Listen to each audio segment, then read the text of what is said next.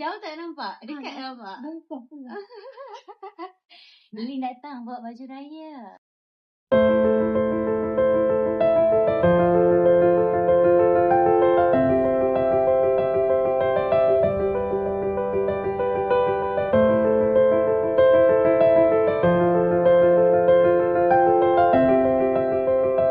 Assalamualaikum warahmatullahi wabarakatuh. Saya Tuan Fatana dan isteri saya DJ Lina Ripin daripada saya.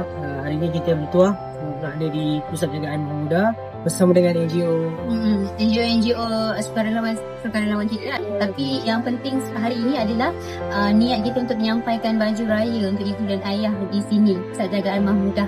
Kita doakan supaya semua dapat bergembira di hari raya dengan baju yang baru.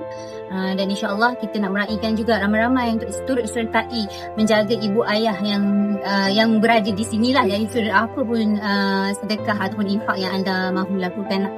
Kita harapkan paling penting apa yang kita buat amal baik di bulan Ramadan Mubarak ni diterima Allah SWT dan yang mendapat manfaatnya mereka, dan kita mendoakan supaya ayah-ayah dan ibu kita di sini diberikan kesihatan yang baik dan terus dapat menjalani kehidupan dengan baik, insyaAllah, dan dapat sambut Syawal dengan gembira.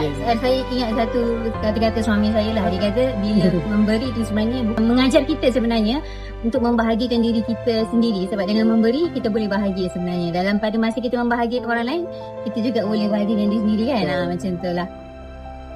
Okey, terima kasih kepada yang membantu.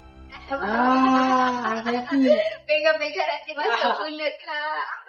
Tak apa ya, buka puasa baru makan.